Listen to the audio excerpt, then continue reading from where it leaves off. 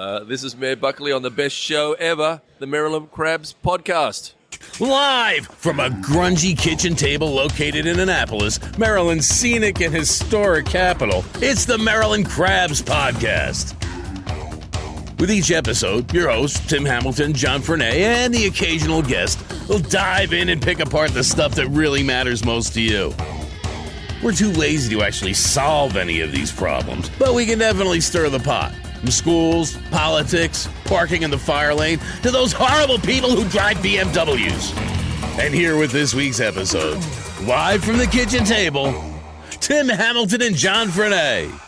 We're here with the new police chief, Chief Edward Jackson. How are you today? I'm fine. Thanks for having me. Absolutely. Well, thank you for inviting us. This is awesome. And ignoring the Maryland Crabs curse.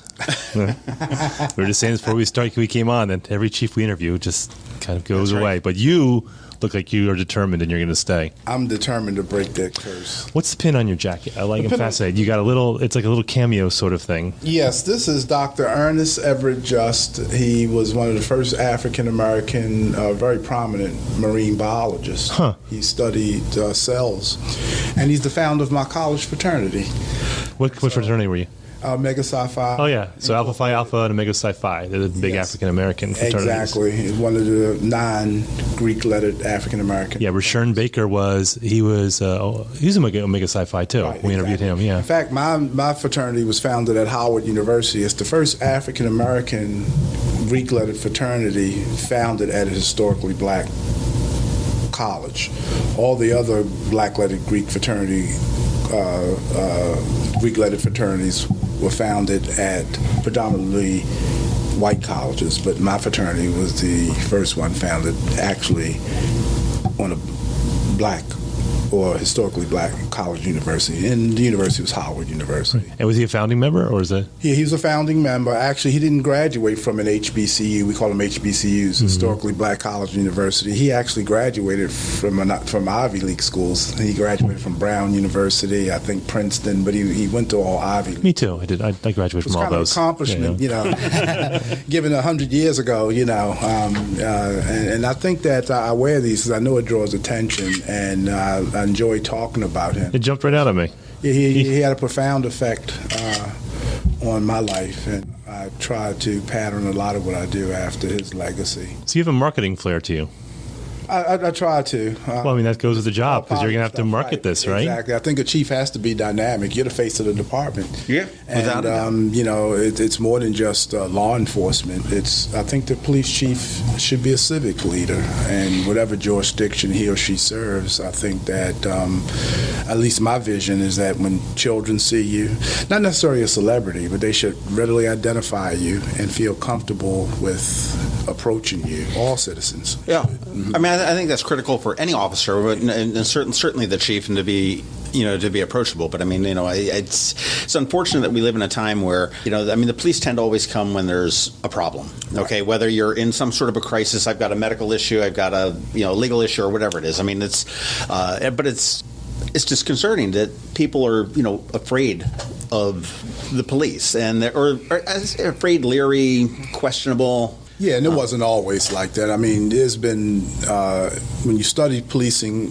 in America historically, we went from different periods, went from, different eras and different models. We had the reform model, which was after World War II. We had a professional model in the 1960s where the government wanted cops or police officers to have higher education. Right. And I would argue now we're in a community policing model, whereas police are expected not only to enforce the law but work with community groups to solve problems.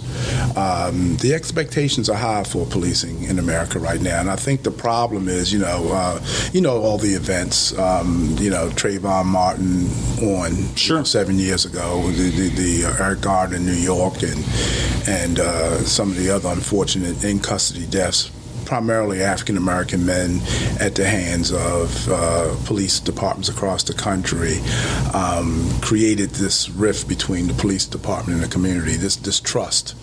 And the unfortunate thing about it, that's not what policing is about. That's not what it has been historically. We've had our ups and downs, New York in the 1960s with the Knapp Commission.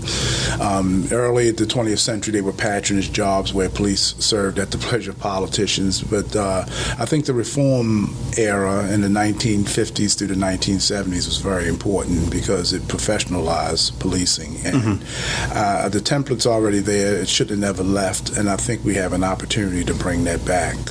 Well, I mean, one thing that we've been hearing for years, it seems here, and I mean, this is, certainly through at least the last 3 police chiefs, is this community policing, which is a relatively new term, I guess it was, because I think it was probably all community policing when you start.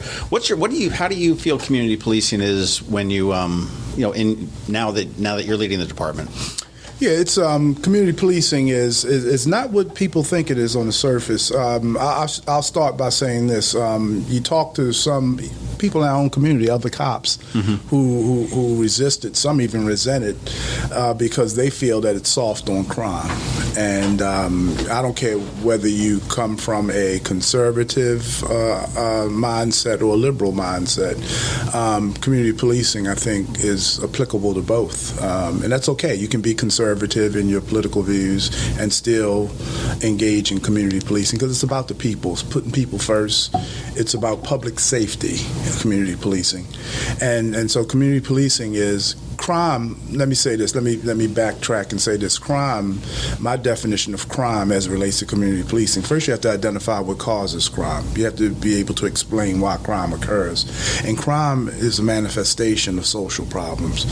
Sometimes the narrative is framed that social problems, that crime breeds social problems.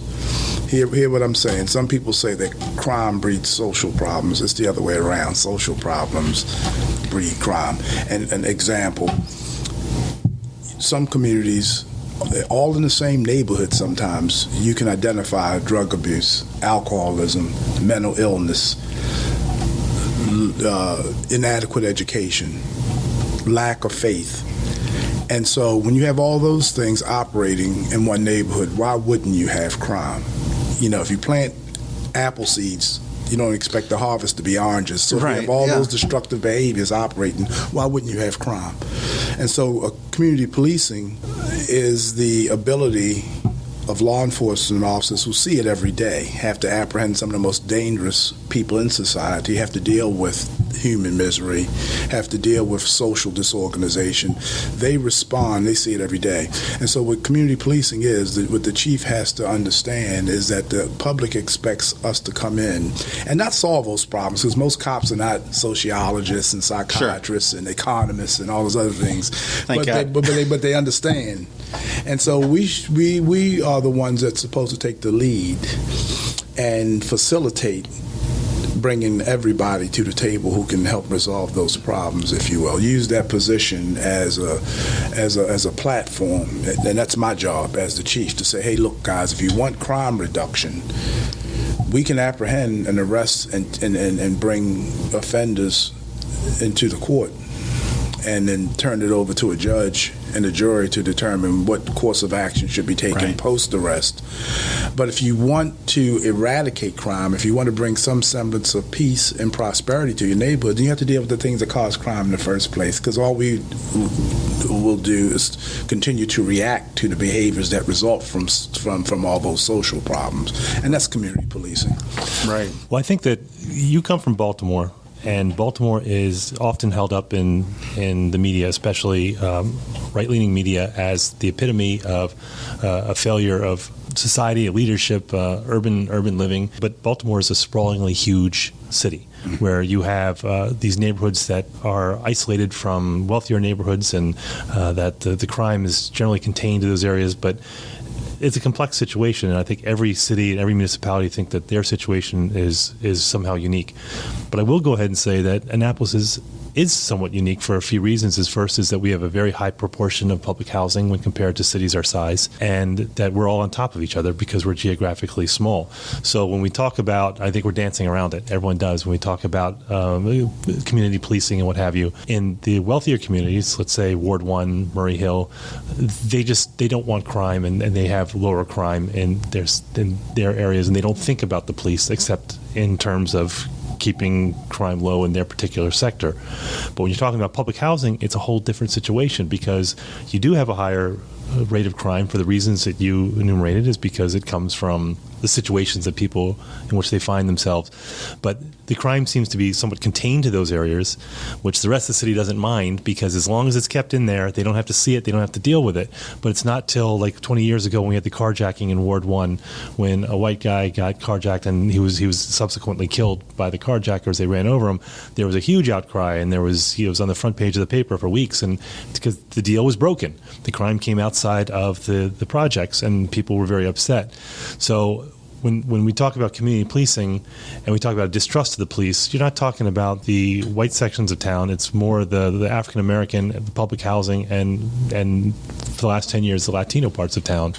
And that's where it becomes very complex, because a lot of cities, especially cities our size, that aren't in Appalachia, have to deal with this, and that lays at your feet an incredibly difficult and complex Gordian knot to untie. Oh, absolutely. I've experienced that in my 20 plus years in Baltimore, and I would agree with you wholeheartedly. You very eloquently stated the challenge in Annapolis, and you're right. What I tell Annapolitans and residents here in the 3 weeks that I've been at the helm is that Annapolis is different than Baltimore. The lines of demarcation is drawn between the haves and have-nots, between prosperity and poverty. In a very small area. In a very small area, so you can contain it. And I agree with you. I think the bigger issue is that even in those contained areas where you do experience a high rates of crime due to social disorganization, most people want the same things as wealthy people, and there's only a small percentage of the people, and even in those areas that you described, and I agree with, most people want those things, but for whatever reason, they're in this abyss, this cycle that hasn't been interrupted. And I was thinking about this because I said we all meet at the Giant. Right. Because we have the Giant on Forest Drive, and it's the wealthier neighborhoods of Bay Ridge and Fishing Creek farms. They're a Giant. And the Latinos who live in Forest Hills, they're at the Giant. And African Americans who come in from Robinwood, they're at the Giant. So we're all there at the same time. And I'll look at when we're standing in line, and you see all the demarcations of the socioeconomic and racial and ethnic strata in Annapolis, and we're all standing in the same line. I'm looking at what they're buying, what I'm buying. I'm like, it's all the same stuff. It's all the same we stuff. all want the same stuff. They're Americans. They want the same stuff. They have the same vision. And the opportunity in Annapolis is at the stronger neighborhoods because they're right there in your face. I mean, I was struck when I first came here about 2 months ago when I first started courting the job, and I rode down, I think it was on Main Street. I think I came off as Church Circle, and I got down by the marinas. Forgive me for not knowing the exact street, but it said Homes. The sign is still there to this day, right near Main Street in the Circle, right near the harbor area. It says Homes starting at 1.1. Right. Oh yeah. So that strikes me too. Going, that's ridiculous. That's a shack. And then you see it 3 blocks down as public housing. It's like a basketball court to the left, and it says public housing right within eye shot. And you don't see that in Baltimore. No. I've never seen it anywhere. I've been to Boston. I've been to a lot of old East Coast colonial style cities. I've been to Georgetown, and you're right, it's segregated. But right here in Annapolis, you can see it. You can see poverty from prosperity. And my point is that the fabulous thing about Annapolis, the great thing about Annapolis, is an opportunity if we can somehow mobilize all the residents and the more prosperous neighborhoods, the stable neighborhoods can model the type of standards to help bring about change in the other neighborhoods. That hasn't occurred since I've been here talking to residents. You're absolutely right.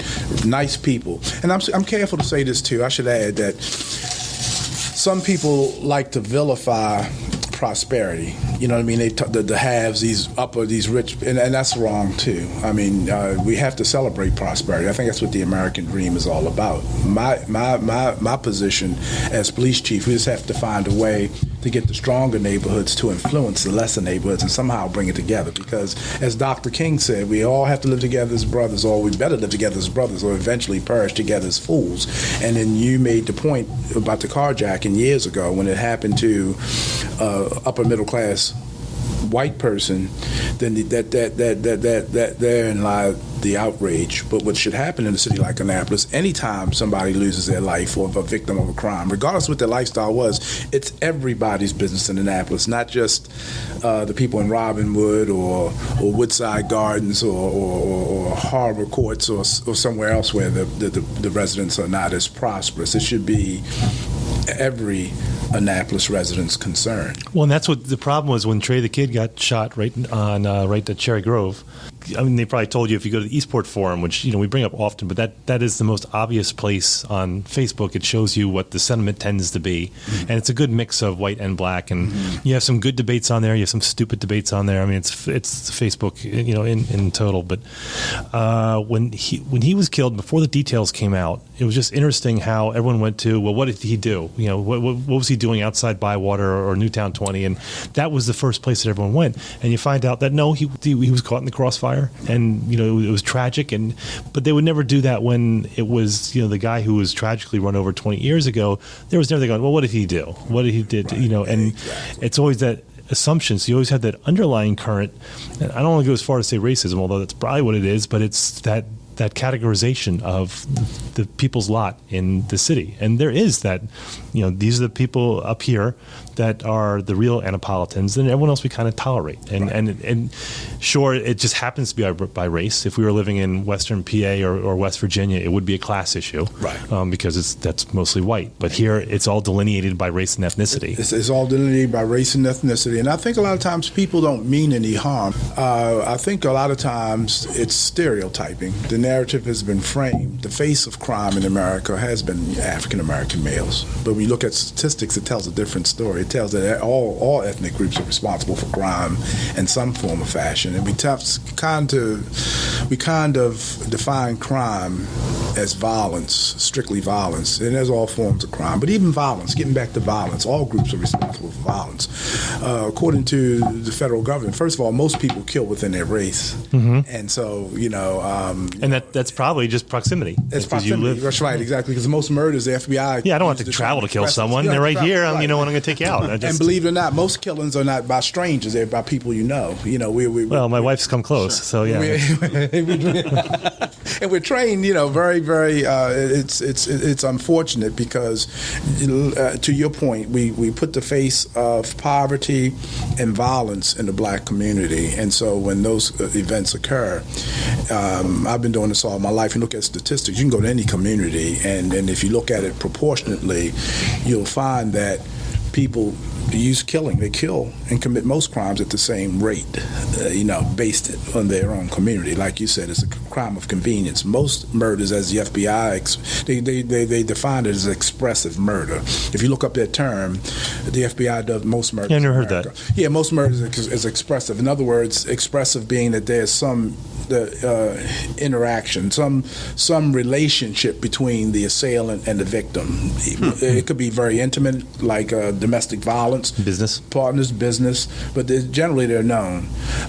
Strangers are murdered, but most times the likelihood of being murdered by a stranger is exponentially less than somebody you know. So I would tell my students when I was a professor, don't make friends with anyone. You fear the people that's in the circle when you talk of murder. That bodes well for your predilection for staying in your house. Right. I don't leave my house. I'm kind of safe, And so the media. I keep an eye on my family. Yeah, exactly. I mean, and realistically, you find me dead, I want an autopsy. I don't want any slip down the stairs.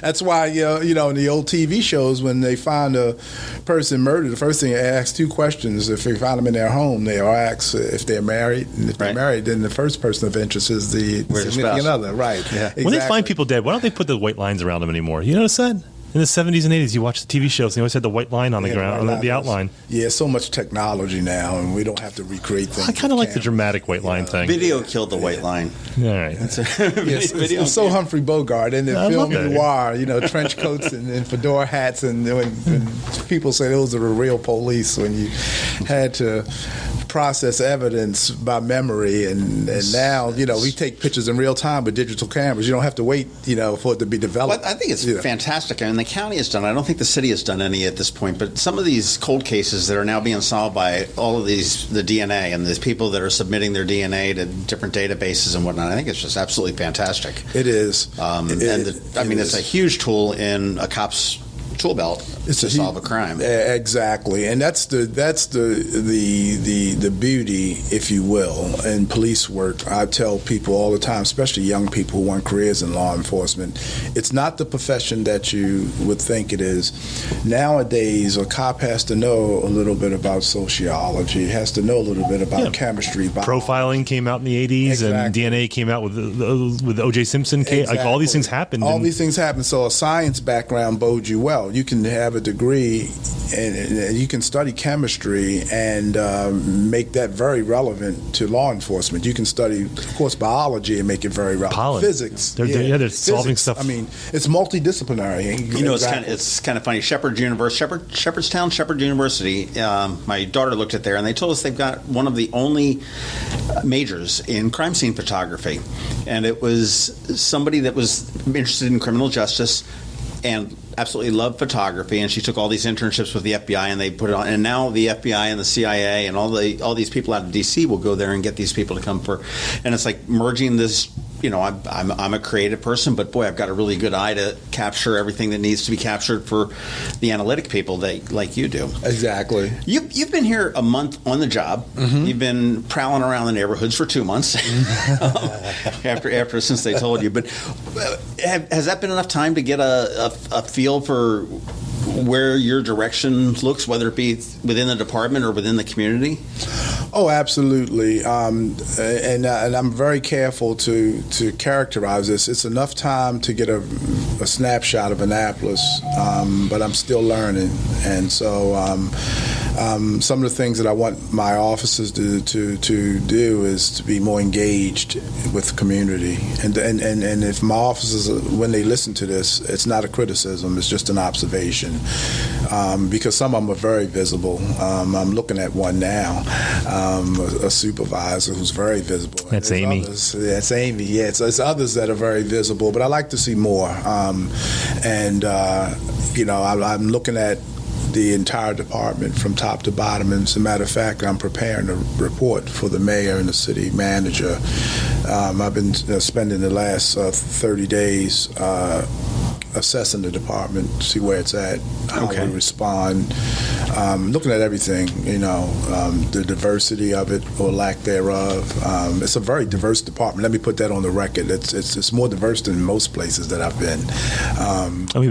We've had such an increase over the last 10 years of the Hispanic and Latino. I'm very happy with the diversity here. I mean, we can always improve, but I'm very happy with the diversity here. And not only that, I was going through resumes this morning, and I'm very. What do you think, man? Am I up for like captain or something? Absolutely. Okay. Yes, absolutely. Can I get like a car with lights? Can you get me out of that stupid parking ticket I got you? Oh, we're gonna talk about that again, huh? But I'm very impressed. I mean, we have everybody, people with graduate degrees, have a lot of college graduates. We have a lawyer, a police officer who's trained as an attorney. We've had so many. We've had people graduate from the FBI National Academy and had some wonderful training. We have people who can multitask, who's proficient at more than one task in law enforcement. And so it was an eye-opener for me. Literally this morning, I had the opportunity to get here a little early and start with the resumes. They've been sitting on my desk for 2 weeks, and I said, no, I'm going to start today. And I'm pleasantly surprised. So I want to say that to Amy, too. Well, I know we've got also some officers that are coming from other departments. I mean, someone notably from Baltimore and whatnot that are coming. So they're bringing that experience with them, too, as well. Maybe be a large city or maybe be the county or whatnot that have come out, have sort of migrated over. Yeah, as a young man that I'm excited about. He spent 28 years in Baltimore, and he's coming to Annapolis as an officer. He's going to retire from Baltimore, and he's coming to Annapolis, and he studied at the University of Cairo in Egypt, and he's born and raised in Baltimore. He speaks like 3 dialects of Arabic very fluently. Wow. And so what a blessing he'll be. Just a gentleman, too. I mean, he literally speaks Farsi and a couple other dialects. And I'm not saying speak it. I mean, he speaks it. He writes it. He understands the grammar. And he took an interest in it. And after he got out of the military, he served in the United States Army. And he traveled the world, mostly in the Middle East. And he learned the culture and kind of fell in love with it. And now he speaks several dialects. And he studied over in Egypt for 4 years. And he's coming to Annapolis, and what a blessing nice. He'll be. Yeah, and so that's the kind of diversity and the kind of talent that we want to attract. You know? That's nice. Now, HACA, let's talk a little bit about HACA. I mean, HACA's always had sort of a love-hate relationship with the police department. Absolutely. We went through the whole the search warrant or the warrant to get the banning list and the residents and all of that stuff, and hopefully that's behind us. And there is some distrust there. I mean, I know one time I made the god-awful mistake of when crime was up probably about 7 or 8 years ago, suggesting, well, why don't they put like some sort of access to the buildings or maybe even gates at the community? And I was just like, what are you trying to cage us in? And I'm like, well, no, not really. I mean, there are a lot of people that would love to live in a gated, a gated community. But the argument that we've always heard is that it's not so much HACA, but it's outsiders that are coming into some of the public housing communities, and that's a good argument, I guess, to a point as far as who's there. But they're coming here for a reason, and that's. It's funny you said that. I mean, I literally said the same thing. I met with HACA 2 days ago, and I met with them. I've met with them like 3 times since I've been here. But just the day is Friday, so this would have been Tuesday. Tuesday evening, I went to the HACA board meeting, and I said the same thing. I said, look, there's 2 ways to look at this, and don't take offense to this. I said, but something's drawing them in. You complained about a lot of strangers, so the next question. And they're coming in from Baltimore. From Baltimore. So maybe a little from D.C. So what's here, right, exactly. And we literally talked about that from D.C. They're commuting. PG County, they're commuting. But then something has to draw them here. So the first thing we have to look at is doing a complete evaluation of who's here, who lives here, because they're not just coming here by happenstance. Yeah, I mean, if they're coming here for Annapolis for the View, they should be down at City Dock. Exactly. That's where you're. So if they're coming into the like Woodside or some of the other places, then what's drawing them here? So you have to look at. Let's have an honest conversation about your children and who their associates are, and your mates and your friends and all the people who come to see you. I said, and the place was quiet. I said, so don't take offense to that. But if we're really going to get to the root cause of the problem, then we have to look at it both ways. We have to look at who's coming in, and we have to look at who's already here.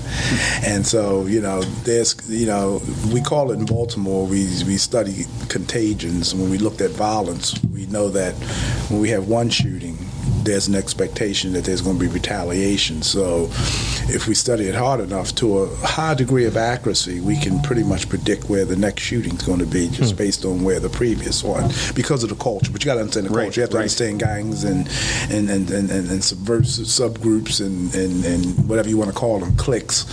But we know that we have a culture of retaliation and revenge. And I said it's no different here. I told HACA it's no different here. We have to look at some of the people that are already here and what are they doing to attract outsiders, and then we can really work from there. And nobody stood up in objection, and I said, listen to what I'm trying to propose and not be offended by my remarks. But as a cop, if you bring a cop to the table, you bring a cop, whether he's the police chief or he's a beat cop. If you bring them to the table, then and they understand their role as an investigator, you have to ask those 6 interrogatories, and sometimes those 6 interrogatories, those who, what, when, where, how, and why, can be pretty tough. And it's on both sides of the fence, not just the perpetrator side of the fence. Right. Well, you talk about the conflict between the two and everything else, and this is another critical thing. I mean, I'm assuming you're continuing to work with the school districts, and I mean that's one thing that you look at the school districts, say, oh my gosh, if the parents paid more attention and talked to us a little bit more, we could adapt and help their child move through. And I think also on the police department is probably the same way for you and the county. If the communication is there from the police, if they're seeing these rivalries between whether it be gangs or whether it be certain sects of people that live in different parts of the town or something like that, to be able to communicate that to you, to get the heads up. I mean, it's sort of like you say, knowing where the next act of violence may be. Have you talked with the school district yet as the chief, or is that?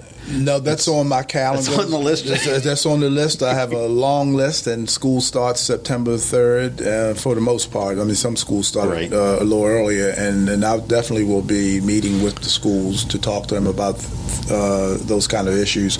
I will be working with Anne Arundel County. Chief Altamari and I had those kind of conversations already, because there are going to be a few incidents, for example, guns, real issues of guns. There's going to be a few incidents, unfortunately, where we're going to get a gun or two.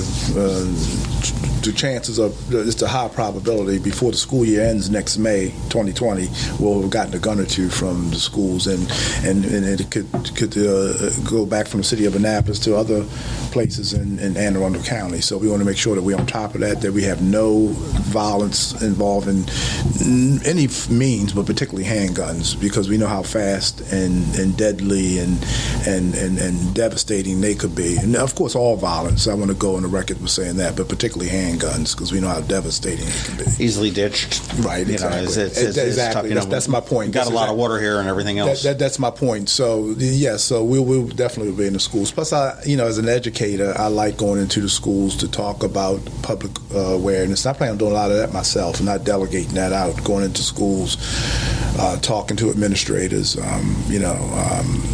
Everything from what to look out for, red flags for groups, right? To we have to get, and I'm going to work with the Office of Emergency Management. Kevin Simmons and I agree. Doug Ramalley, we all promoted ourselves as a team, and we're going to not operate in silos, and we're going to bring all our areas of expertise. Still talking about the schools, active shooters, evacuation plans, and that's the beauty of working together. I mean, you have Doug Ramalley, who's good with evacuation plans. You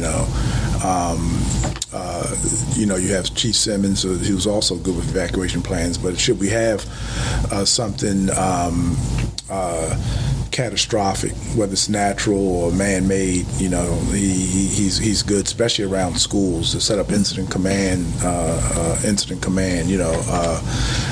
setting up command posts and knowing where to put people at to ensure that we have ingress and egress, either from a dangerous situation and ingress into a more a safer environment, and just knowing how to keep the city moving should there be some type of disaster. So we want to get into the schools and talk to principals and administrators about what to do should that happen. Unfortunately, those are the kind of times we live in. When we were going to school, everybody at this table is unthinkable. Some of the things that we've witnessed the last 7 years would be unthinkable.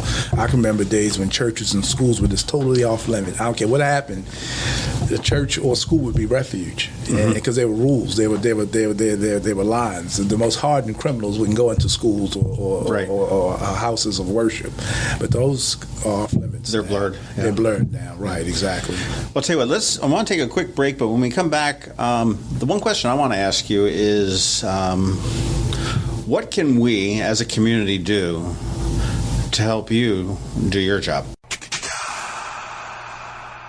September 28th, the second annual Twist and Stout Festival at Quiet Waters Park along the shores of the South River.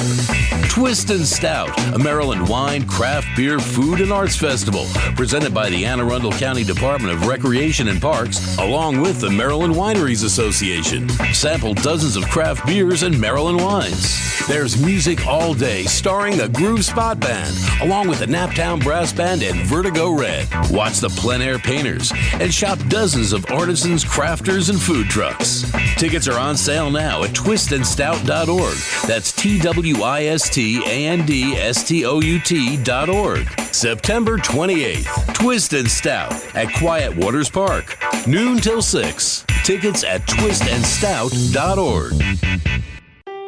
Whether it's Main Street, your street, or any street in the county that we all live in and love and call Anne Arundel, it's a special place. But part of living here is having a bank that provides what you need when you need it. So when your plans and dreams call for a bank, turn to us, your neighbor.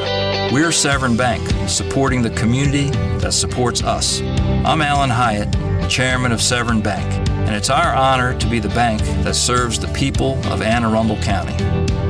One thing that we never forget is that as a member of this community, it's our responsibility to be committed to helping you and our county thrive.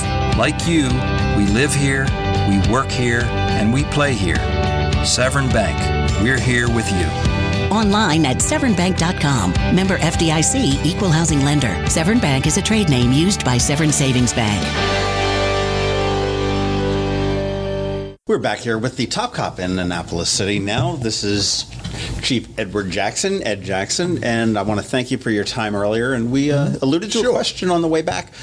What can our listeners, what can we do, what can the community of Annapolis do to help you do your job better? And by you, I mean, I guess the police department, the city, and everything else. But if we lived in a perfect world with no crime, we'd love to see you all unemployed, but that's not going to happen. But what can we do? What's the... Well, I mean, hey, we've got a thing going here, but what can we do to help you do your job best? Well, without being cliche, and I know you've already heard this, and many of your listeners have heard this in public service announcements, but I can't think of anything more true. The first thing, it's one of many things, but the first thing is that you see the public service announcements, given the times that we're living in. I just saw it this morning when I was getting dressed. They aired it, and it talks about your communities, how we have to look out for our neighbors, and if you see something, say something. I don't know how many times I've heard in the last 6 months where somebody will say something happened in the community and the resident will say, yeah, I thought that looked kind of strange, but I just wanted to mind my business. Right. So you just want to grab them and exactly. Say, and they'll really tell you that. Yeah, but you also got to live in the community when that happens. Like, my kids go to public school, and it's interesting to me because they go to school with the kids who live in public housing or in the Latino neighborhoods and in the white neighborhoods, so they get exposed to it. And they're much more street savvy than I ever was. But they'll tell me all about it. And it's funny that even my kids who live, and we probably live in the only integrated neighborhood in Annapolis, but they are indoctrinated with that no snitching sort of street culture, even though they don't live in the projects, but they're indoctrinated with that because that's drilled into their head is no snitching. That's right. And I thought there's a practical application of that too, because it's easy when you say see something, say something. Well, you say something, you're living. Hey, I'm halfway through season 1 of The Wire, so I see what happens. But you say something, and there's a good chance that you have to deal with the ramifications, and that would weigh on my mind too. I'm trying to be sympathetic to that. Yeah, and I understand it. There's a frustration that I, as a suburban white guy, would go, just why don't you just say something when something happens, but then you're like, then you got to live there, and people know it was you. And we can, in many cases, I'll say this first, especially for young people, tell your parents. You don't have to go public with it, but tell your parents. And then I would say to the parents, there's confidential hotlines that you can call.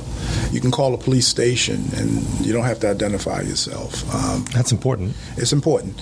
We saw somebody in the neighborhood, and I'll have a conversation, with Sergeant McGinnis, and maybe we could talk about that in the future and work that out. But we have to find a way to get the information. In Baltimore City, we did have a problem with witness intimidation, but it wasn't so much at the reporting stage.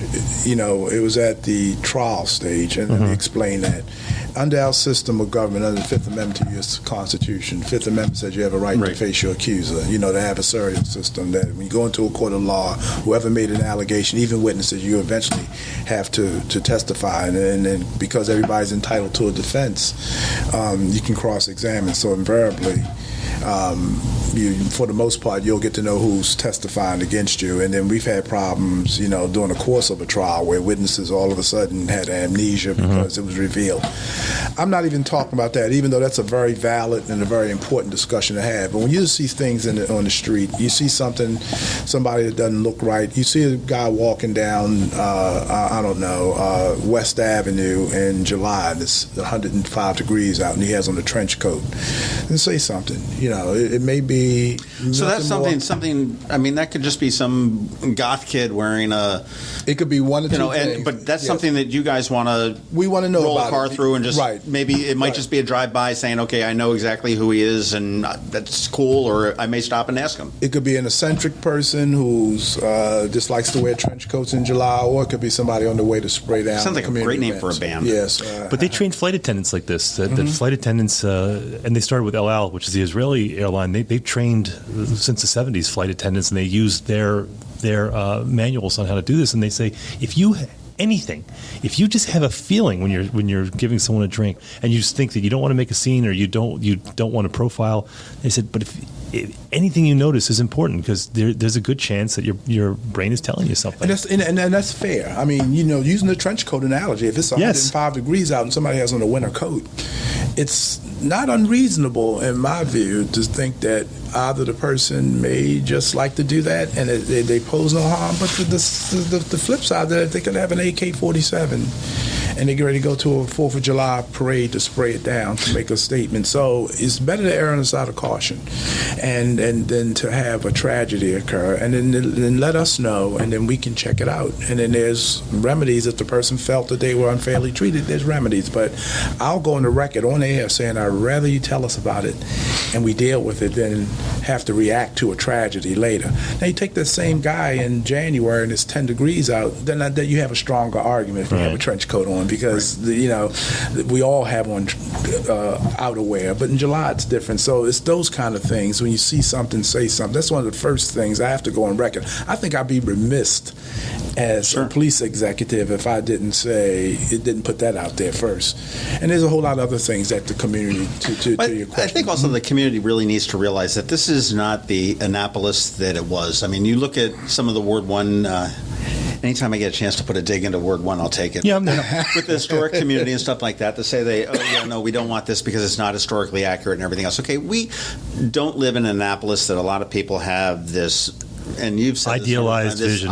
This is this it never existed. Bucolic town on the water, and there's crabs swimming up and climbing up onto your plate and all that kind of stuff. It's just not there. And we have evolved. We have grown into a small city, a medium-sized community that is influenced by two major metropolitan areas that are right on our back door with real crime. Mm-hmm. And if we ever needed a wake-up call for that, and granted it wasn't in the city.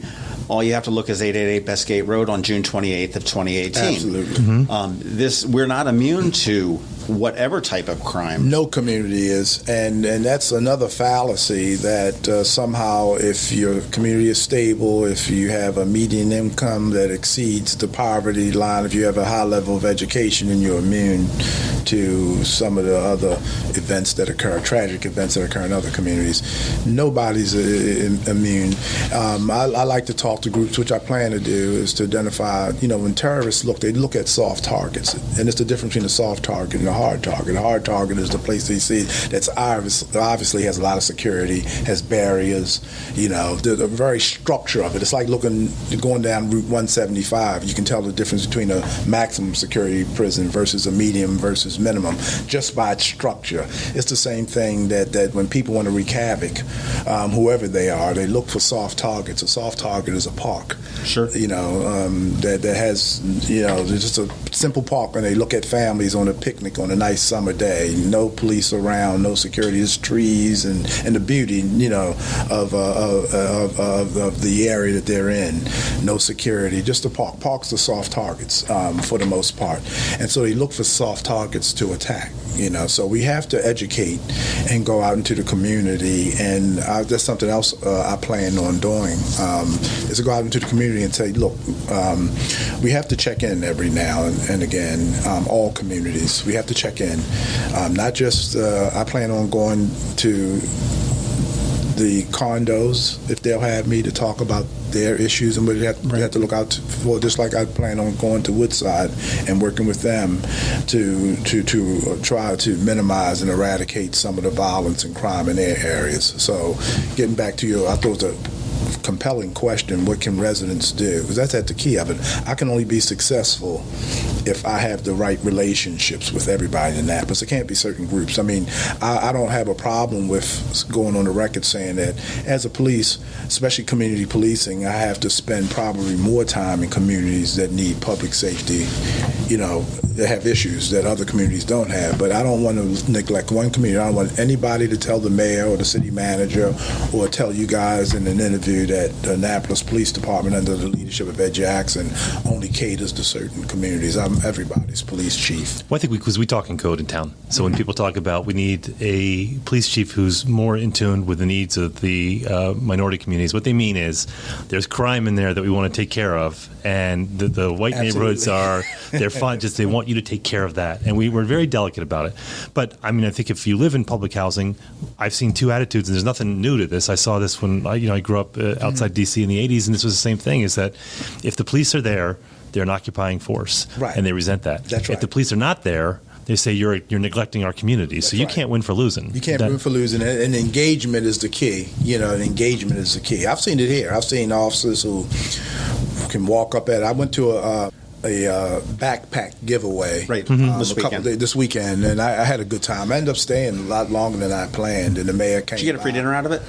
No, I didn't. Well, they had hot dogs and all that other stuff, and I said, well, I'm gonna try. I need to lose some weight, so I said I'm gonna try to be strong. But they were going to feed me, but I was just struck by the officers who came. Some officers came, and everybody was friendly and professional.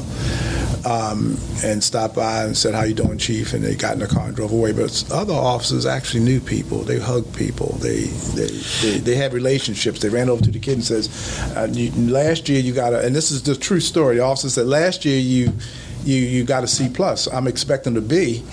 And the kid was about 12 years old and said, "Officer, I'm going to get a B this year." He said, "All right, remember, I'm going to come and follow up." And both officers were engaged. It's just that one officer took a little more interest in the life of this child. It's funny when you get an officer that's not in a position where he's not doing his official duty, even though it is his official duty, I guess, to be there and reach out to the community.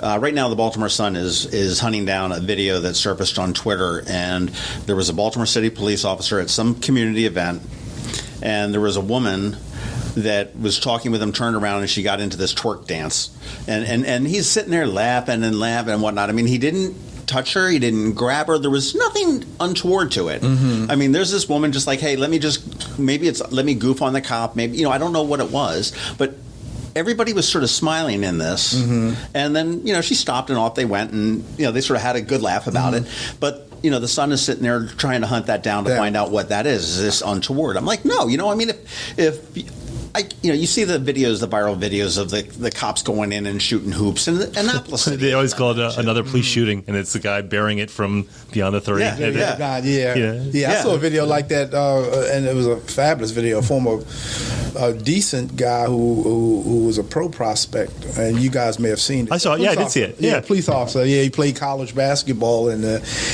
he offered to buy kids shoes if they could beat them. All right. And then at the end of the interview, he says, "Well, I beat the kids because I want them to work for it. I could throw a shot." He said, "But that's not what I want to teach them. I want them to honestly beat me because they will have earned those shoes." I thought it was a very nice video. Well, you look at, and that's marketing. That's right. It's marketing too. That's marketing. But you look at what a cop can do to an individual.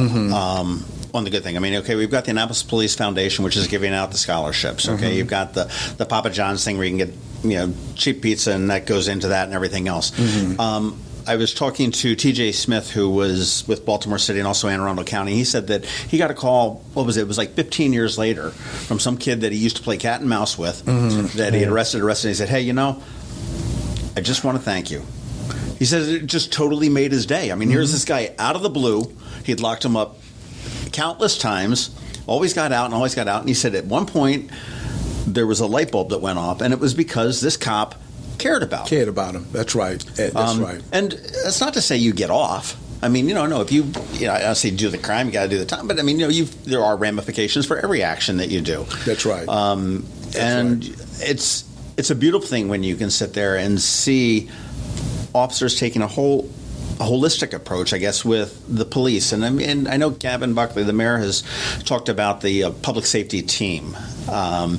You've got Doug Romali, who's now the fire chief. You've got Carol Spriggs, who's the deputy chief. You've got yourself that's in there new. You've got Kevin Simmons. Kevin Simmons at OEC? OEM. OEM. All these acronyms, right? And that jumps into, tying in with the county and their emergency or their crisis response teams and everything else. And that's really helping to the community bring it up as well. Absolutely. And don't get me wrong. I know realistically, I can't create a culture where every single man and woman who serves the Annapolis Police Department is going to engage the community the same way, because it's human nature. Some people are introverts, some people are more extroverted. Sure. People have different personalities, and they bring different things to the table. But, I just love it, and that was the point that I was making when I saw two different officers. Both were very professional. I have nothing but praise for both. One was more formal, but the other one was more into the kid and had a relationship. Obviously, I didn't get into all of that. How he knew the kid, probably through his parents, or maybe he had to do something at one time and just took an interest. But my point being that my success and the success of the Annapolis Police Department and our ability to really transform this department into a community policing, because that's the platform that's why I was hired. That they want me to kind of. Because that's my reputation in the law enforcement community, to kind of take a more social response to crime. And that doesn't mean that we're going to be soft on hardened criminals. Hardened criminals have to be dealt with in a traditional way. A constitutional way, but a traditional way. I can't have, under my watch, somebody's going around, turning their back on somebody that mugged somebody. Right, exactly. Or something. We have to go after them. Somebody commits a homicide or a shooting or robbing people, regardless. We always like to use the old lady analogy, but anybody who gets robbed is the victim of robbery. The end. And we have to do something to put those people down. But then the flip side is when we have to make those hard decisions, we have to have a lot of, I call it social capital, and I didn't coin that term. I'm not that smart. But I heard it somewhere, and I'm just repeating what I've already heard. But I like it. Social capital, meaning that you really invest in the community in a sincere way. Currency. And so when things do go wrong, the community remembers that, hey, Chief Jackson's department, they kind of screwed this one up, but look at all the good things that they've done. And I think where a lot of police chiefs go wrong is that they don't, make that kind of investment, and they don't set that expectation for the men and women who serve under them. And then when they do get in trouble, the community can say, well, what has he done or what has she done that we can really hang our hat on? How can we even defend them? I can't tell the story how he helped my brother who was stranded, or my sister who got into a bad relationship, or my son who got caught drinking, underage drinking, and the police officer sat down with him and helped him, get past whatever. Because the broken window theory of policing has pretty much been disproven in the last 15, 20 years. Right. That you take even the smallest infractions and you prosecute that to the maximum, and then that will solve the problems. I think that was championed in the 1980s in New York. Yes. And you're absolutely right. That came out of Jack Maples, this zero tolerance type. Right. Like the type. It was celebrated for a while, but it was celebrated for a while. James Q. Wilson. Well, I would argue that James Q. Wilson had a point, and he passed away a few years. I had an opportunity to hear him speak. What I do agree with him, not in enforcement terms, I think that it's a red flag. So when you see one window broken, if nothing's done about that window, then it sends a poor message that the community is hopeless. And I think that that's where all social agencies, not just the police department, can come in. And that's a spin on his original premise that you have to prosecute the little things so that the big things won't occur. That was disastrous. Right. And I would say that publicly. But I would argue or agree with James Q. Wilson that if you don't do anything about that, then it metastasizes like cancer. If you don't treat that like you do radiation or chemotherapy for cancer, it's going to metastasize and spread. Next thing you know, the neighborhood is in disarray. And that's where I want my officers to use that analogy. If you see one thing broken, then we got to get on top of that and find out why. It doesn't necessarily mean that the response has to be mass incarceration, but we have to say, hey, look, these things are happening. You have guys hanging on the corners, and next thing you know, we had a report of a robbery. So why are these guys hanging on the corner? What's drawing them there? And so we'll nip that in the bud so it don't, And you have to balance that because we live in a free society, and that's what I'm afraid of. I get frustrated because I don't want one incident that we engage in that will come into question legitimately.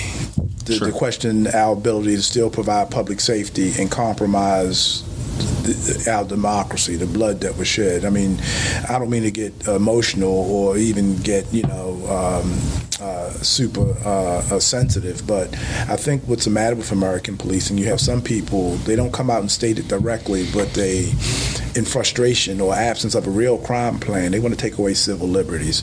And nobody said it was easy. You know what I mean? When I took this job, and nobody said it was easy. The easy thing to do is to promote and try to influence shutting down certain civil liberties. Sure. But you have to balance that. You have to find a creative way to ensure that people are free to walk the streets. There's no crime in walking the streets. But we have to make sure that they do it in a way that doesn't harm anybody else. And that's not always easy. I wouldn't always have an answer in an interview. But acknowledging the fact that it is a challenge. And if you acknowledge that it's a challenge, then just maybe people will say, hey, yeah, he has a good point. And to that point, I met with a young man yesterday, and we sat down and had lunch.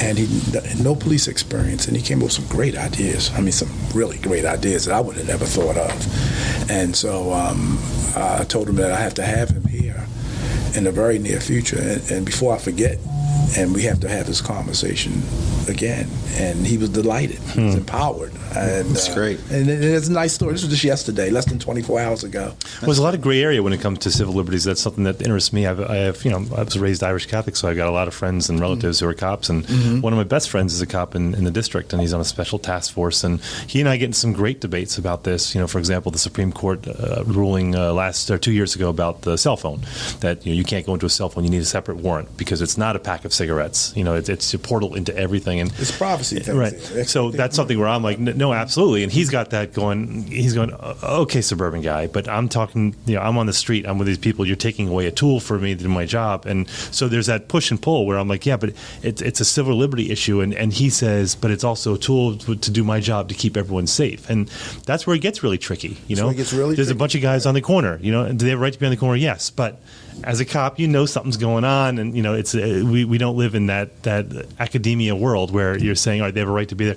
All right, what's attracting them there? I mean, so we get into a very sticky area. You get into a sticky area, right? Because it's not Mayberry, And one of the best lines I've heard, I remember when Colin Kaepernick, in the early stages of when he was still with the 49ers, and he took the knee very early on, and they interviewed a soldier, and you guys may have seen this, and I thought it was one of the best lines. The soldier says, I don't agree with that. I spent my whole life, he was a Marine, I do remember that. My dad was a Marine, so I remembered it for that reason, and it was just, a statement was so profound. And this is what he said in an interview on one of the news stations. I don't know if it was 60 Minutes or the nightly news.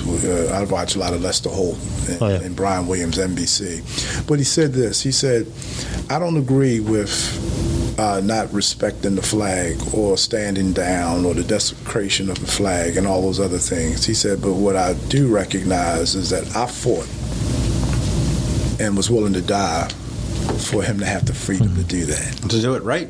And you know what I mean? He actually said that. He said, I fought and I was willing to die for him to have the freedom to do that. Although I personally don't agree with it. I really don't.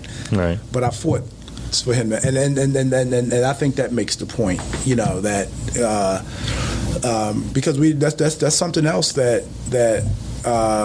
has to be a part of the narrative. Because these men and women, when they go out on the street, we don't know whether they're coming back. And I'm talking about this is here in Annapolis or Baltimore or PG County or Montgomery County or Anne Arundel County, any cop in America, New York City. Unfortunately, every day in America, a cop dies in the line of duty, so you don't know whether they're coming back.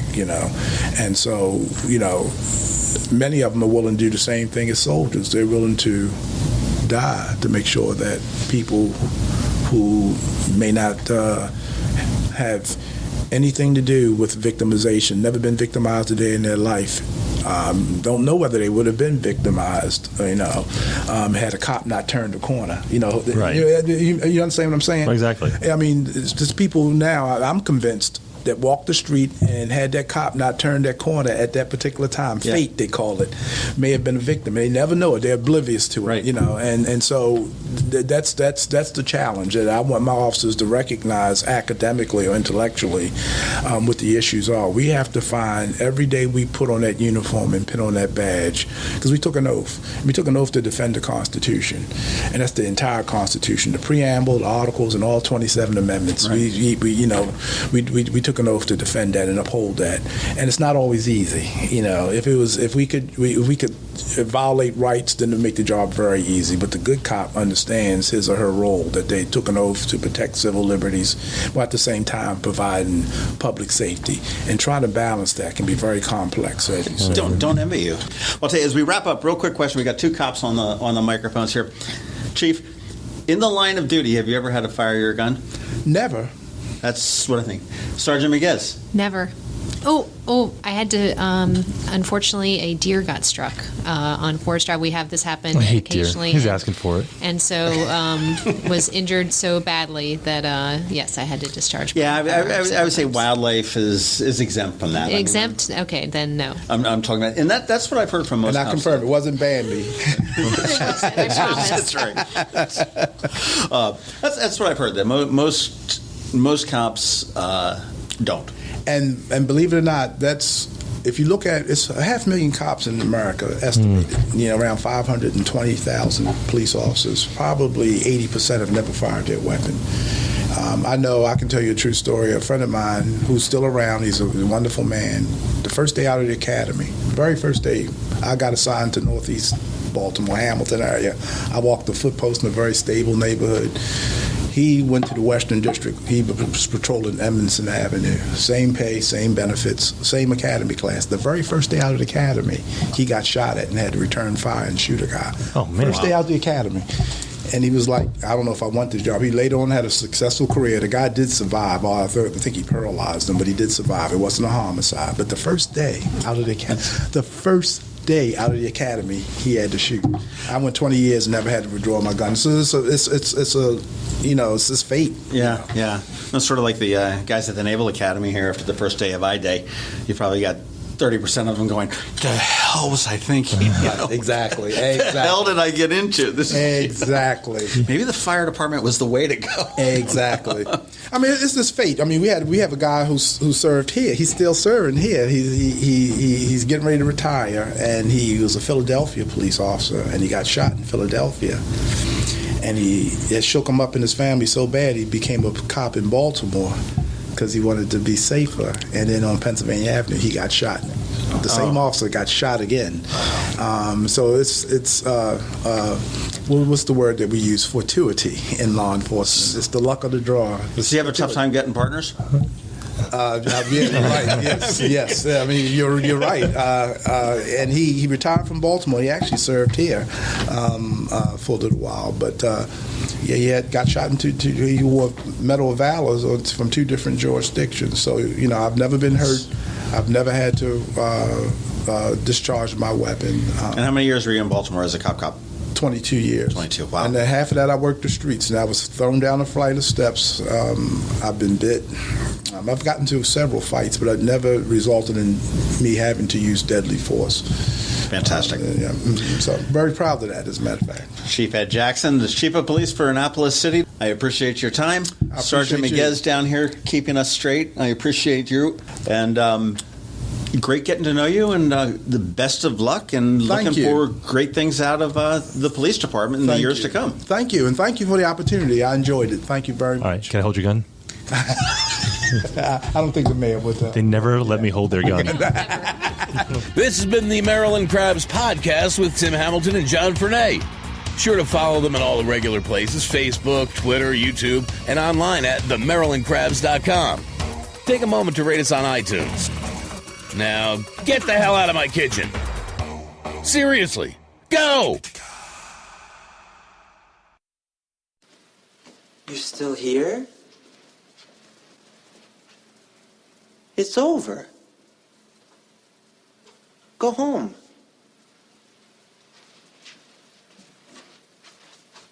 Go.